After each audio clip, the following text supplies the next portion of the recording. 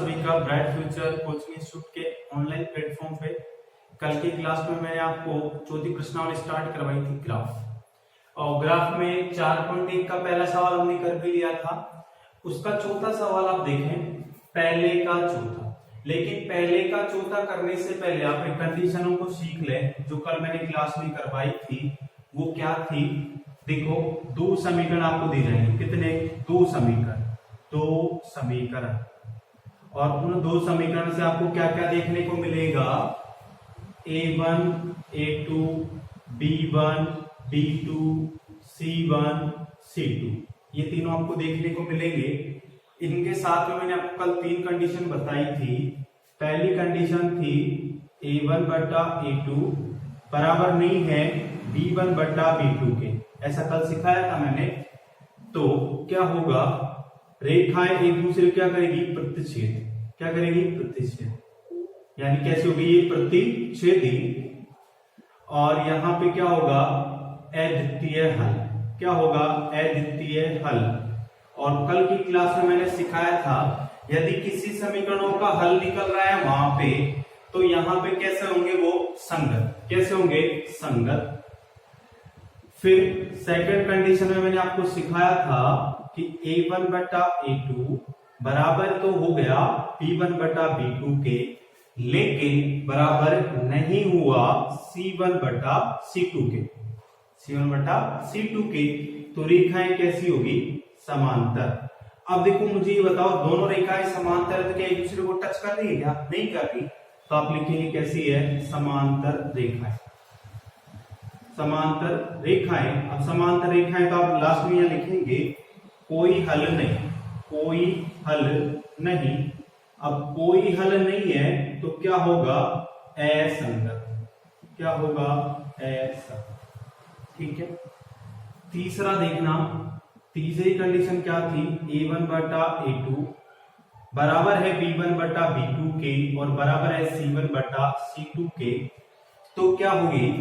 दोनों रेखाएं एक दूसरे को क्या कर लेगी? ढक लेगी। ढकने का मतलब ये है कि जैसे मैंने नीचे वाली हथेली और ऊपर वाली हथेली को एक दूसरे को ढक लिया ना, तो कैसी हथेलियां हो गई? संपाती। कैसी हो गई? संपाती।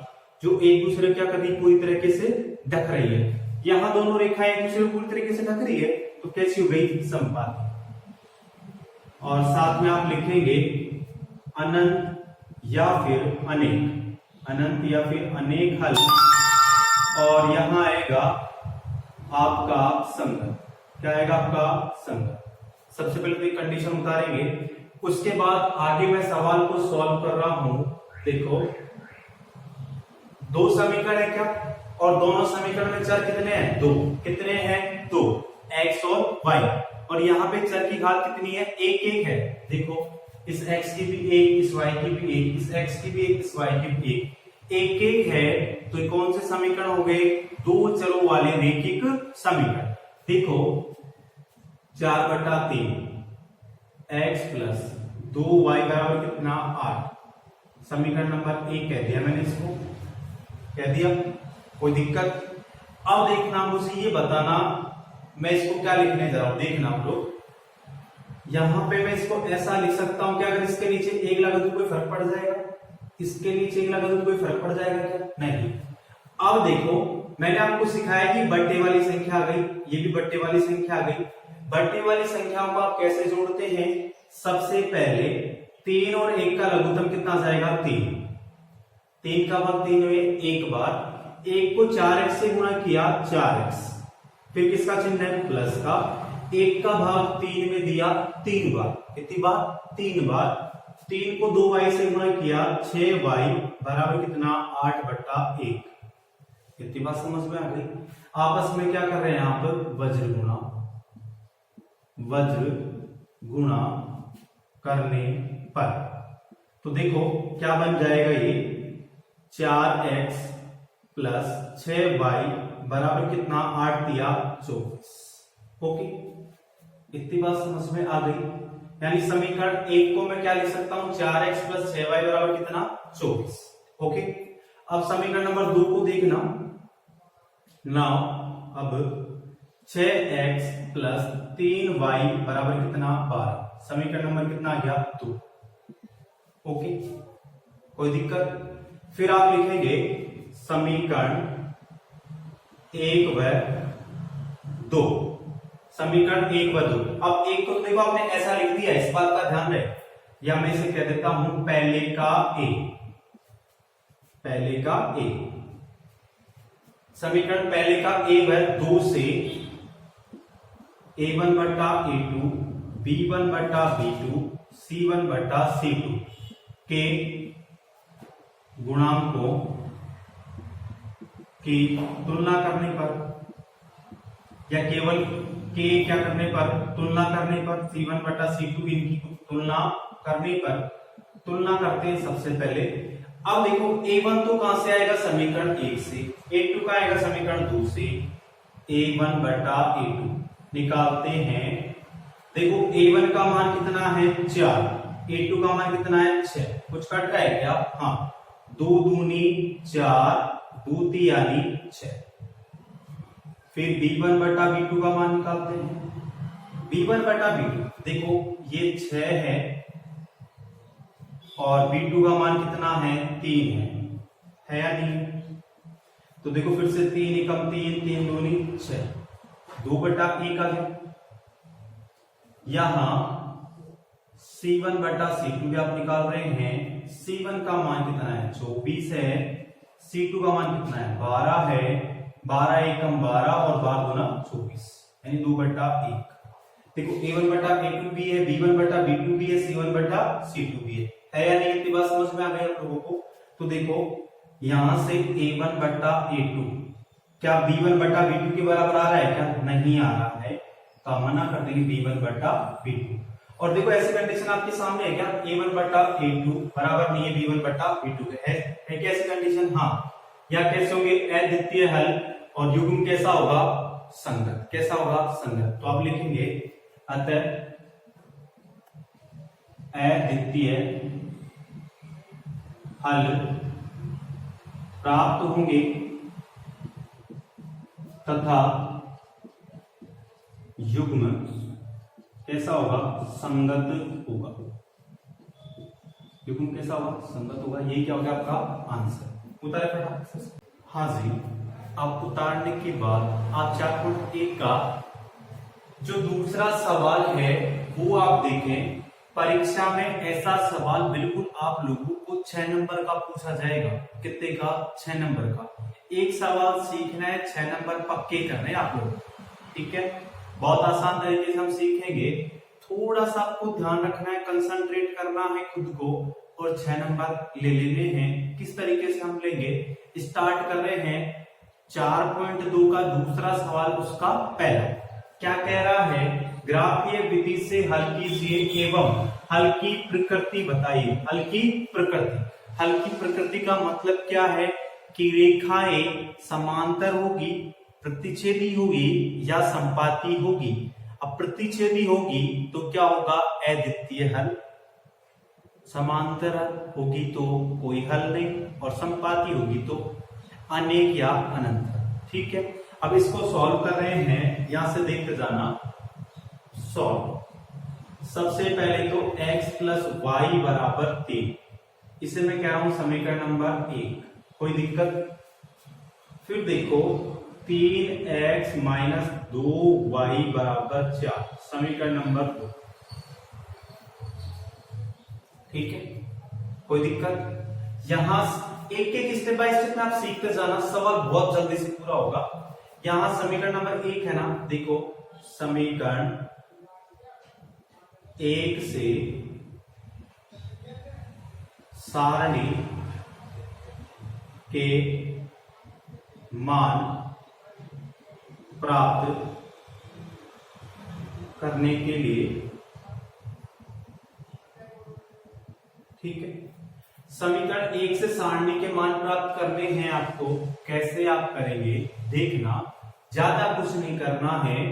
x प्लस वाई बराबर 3 आपका ऐसे कैसे ही है ना, है या नहीं। तो देखो बस यहां पे x को अपनी जगह की जगह रहने देना है और बाकी का क्या कर देना है, पक्षांतरण।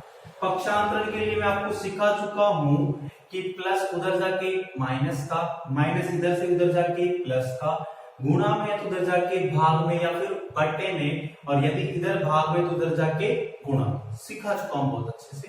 तो देखो यहाँ पे क्या किया मैंने, x को ऐसे कैसे रहने दिया, बराबर 3, y किसका है प्लस का, उधर जाके माइनस।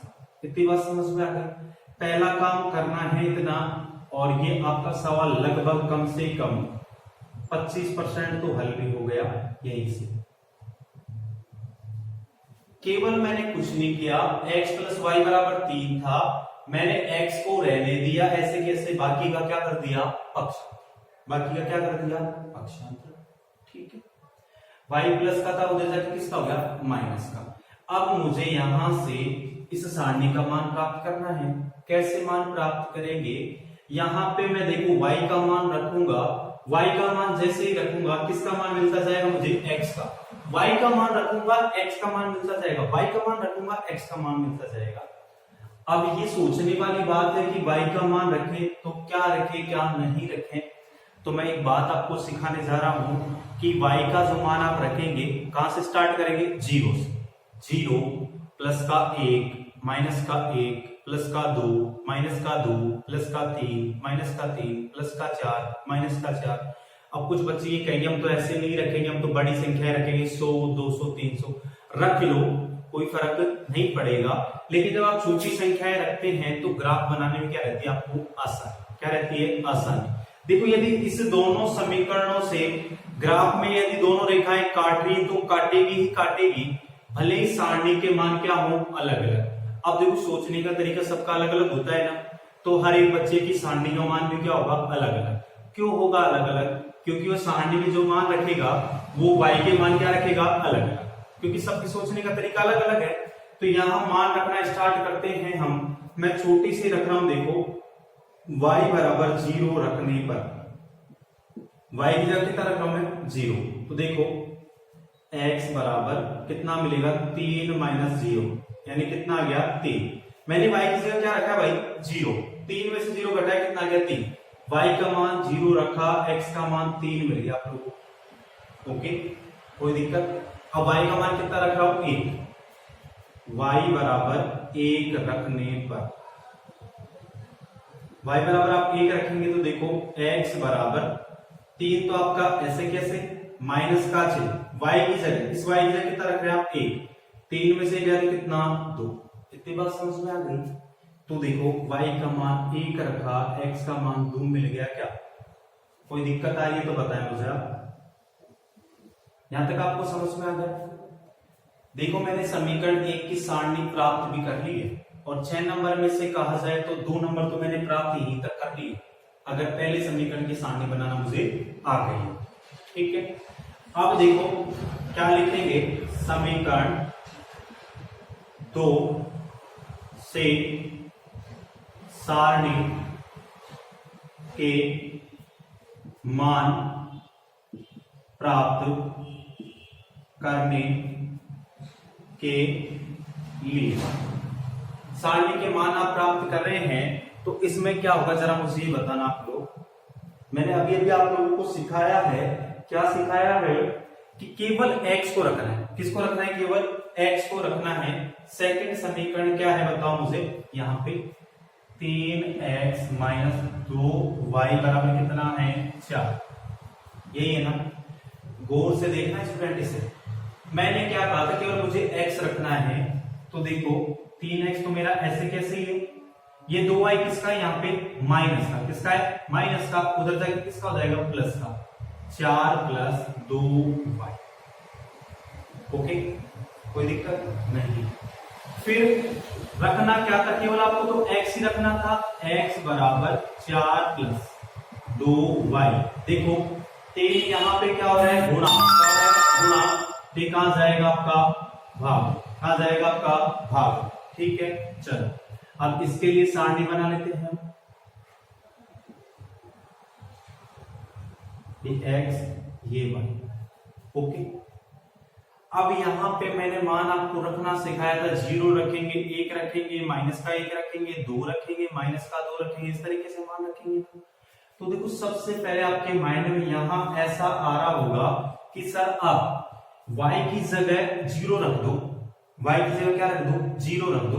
देखो रख के दिखा रहा हूं आपको, y की जगह अगर मैं 0 रखूंगा, देखो 2 गुणा 0 यानी पूरा क्या हो जाएगा 0।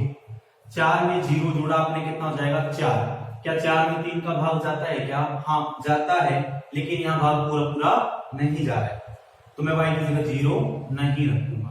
नहीं समझ में आया? देखो अगर देखो यहां से, हाँ यहाँ पे लिख देता हूं मैं, वहां 4 प्लस 2, ऐसे कैसे? y की जगह आप 0 रखते हैं, 0 रख दिया 0, और बटे में कितना 3, तो देखो 4 प्लस 2 को 0 से गुणा किया, 0 बटा 3। क्या 4 में 3 का भाग जाता है क्या? नहीं जाता, पूरा पूरा नहीं जाता है, इसलिए मैं 0 नहीं रखूंगा।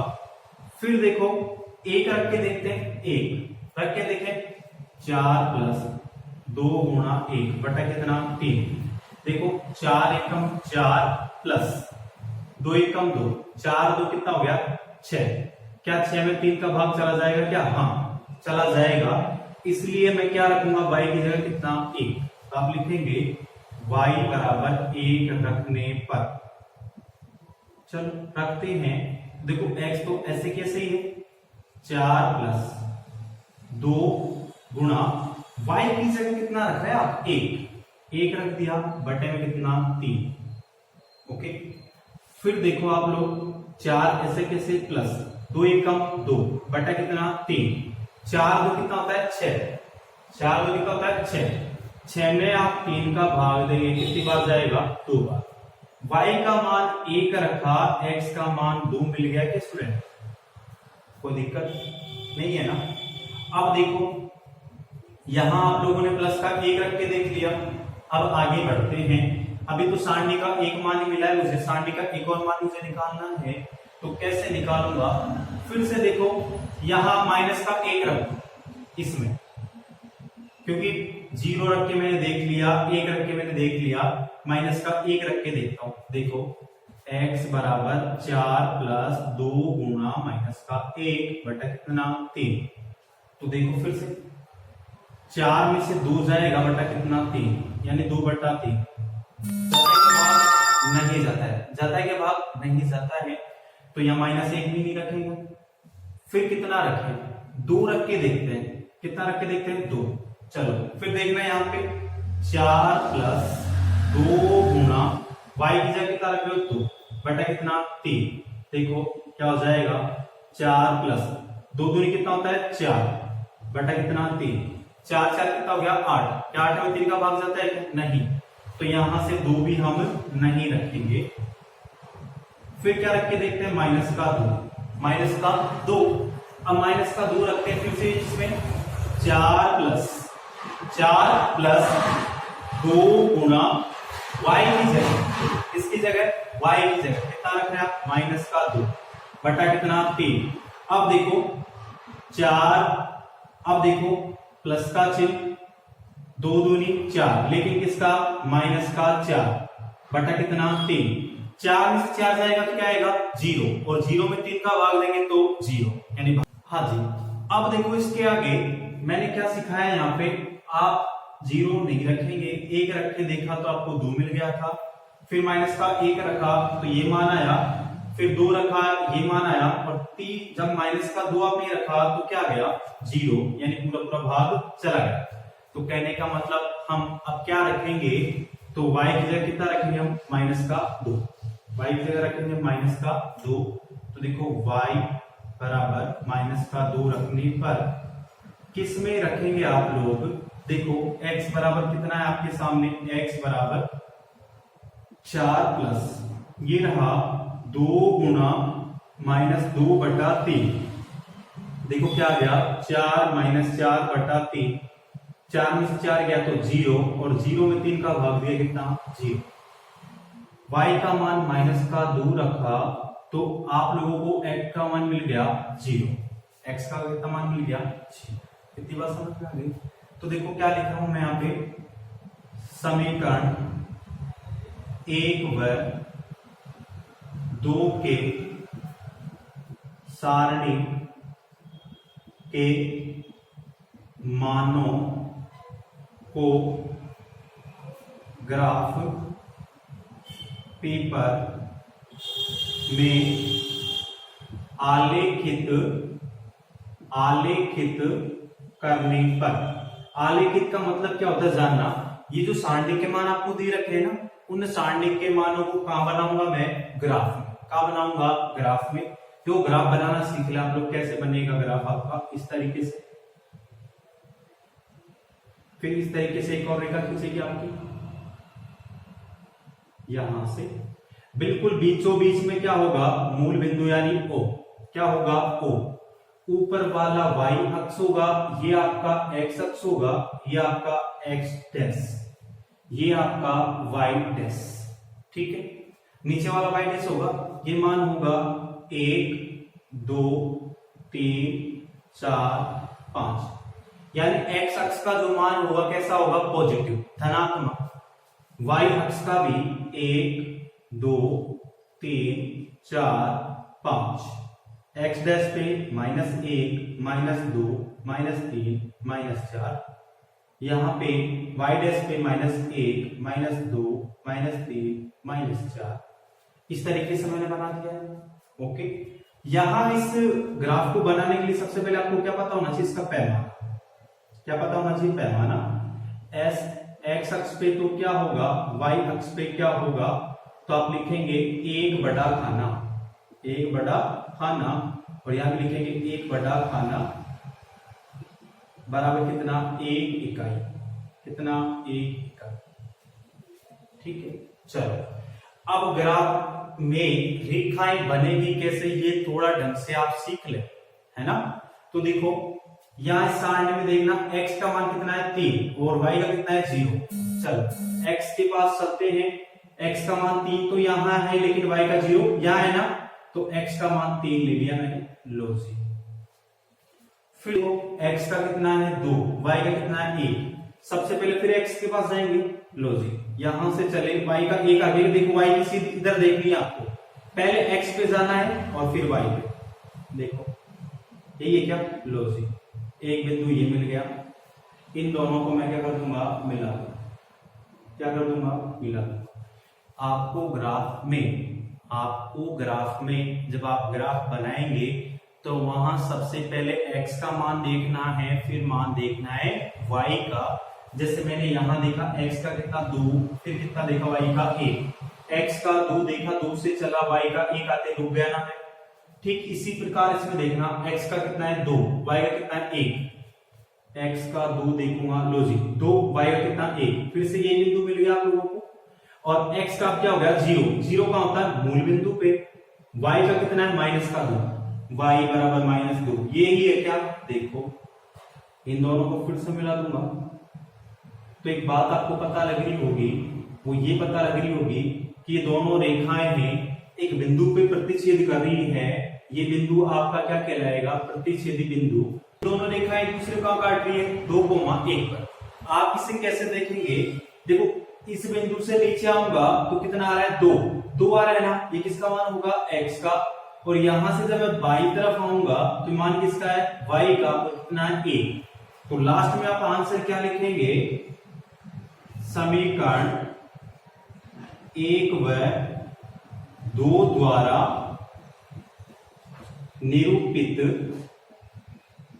निरूपित रेखाएं एक दूसरे को, इसको भाई एक दूसरे को 2,1 बिंदु पर क्या करती है, प्रतिच्छेद करती है या फिर काटती है।